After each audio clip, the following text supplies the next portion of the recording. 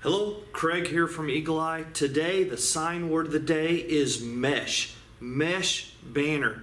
Man, I have been so excited to do this video.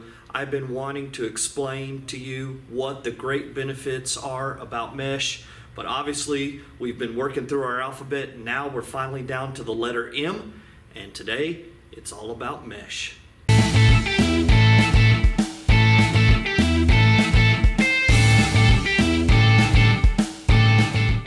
So let's talk about mesh. What is it? What exactly is it?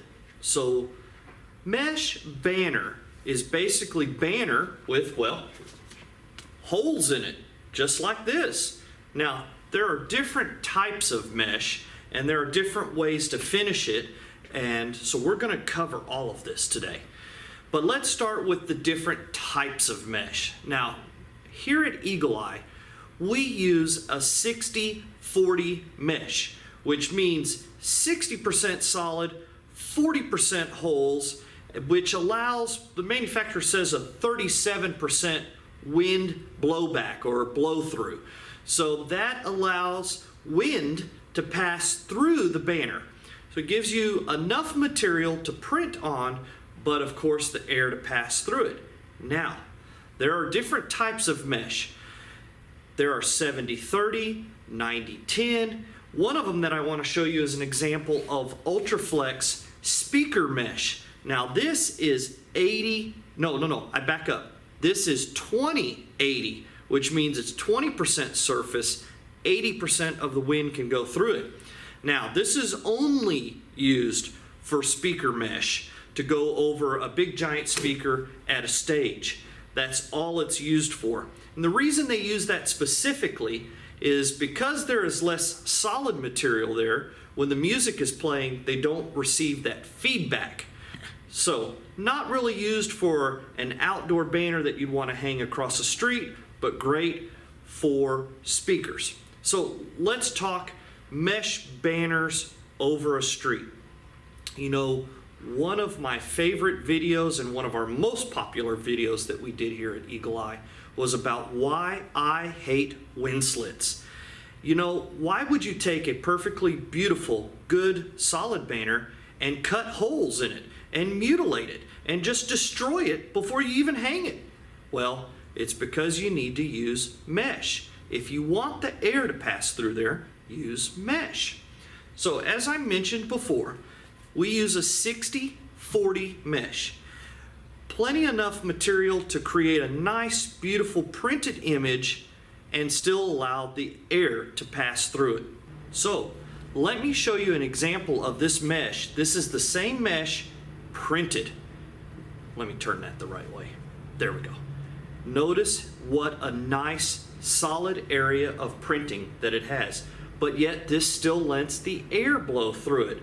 I don't need to cut holes in this. It prints beautiful. For the technical details on this material, it's a 9/10 ounce material. It's made by Ultraflex. It's got great durability and it is a great product. We use a lot of mesh here and we print on it up to 10 feet wide. So it's a great product.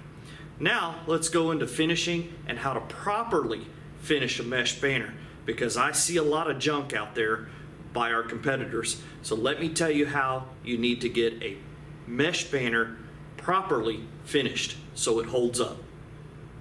Okay, so we see a lot of our competitors heat weld mesh. Now, one of our other wildly popular videos is heat weld versus hemming. And as you know, I like a hem. I think hemming looks great, and I'm gonna show this to you a little closer in the camera. You can see a nice stitch. It's folded over on the back, double back tacked. It just creates a great looking product.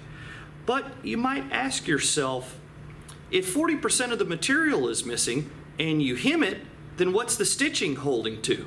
Aha! That's the secret to mesh. Let me show you.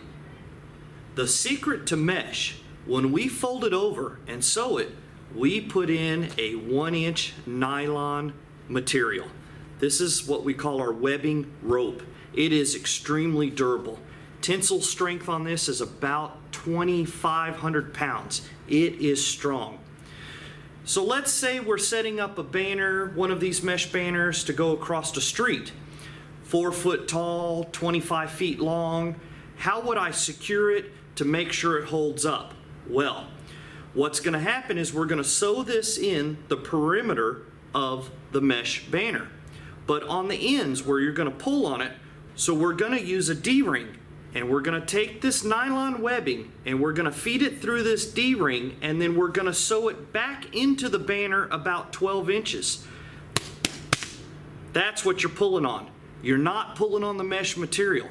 That's the secret to finishing mesh.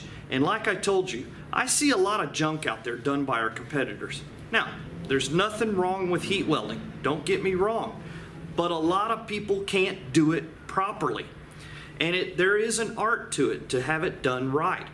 But on mesh banners, I truly believe that they need to be sewn and they need to have webbing in there. Now let's say we really wanted to set this mesh banner up for something really big.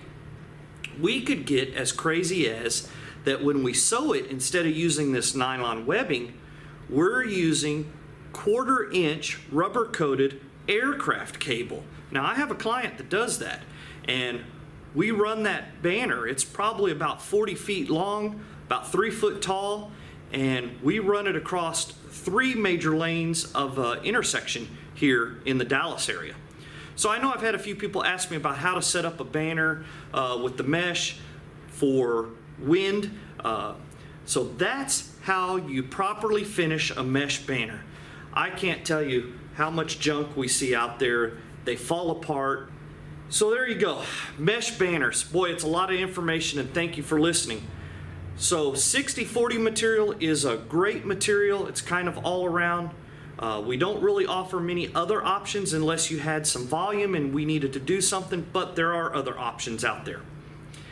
So give us a call, follow us online, check out our YouTube videos. I hope you like this. Hit the like button, let me know. And again, as always, thank you for your support and thank you for everything. Visit us online, eagleeyesigns.net. Thank you.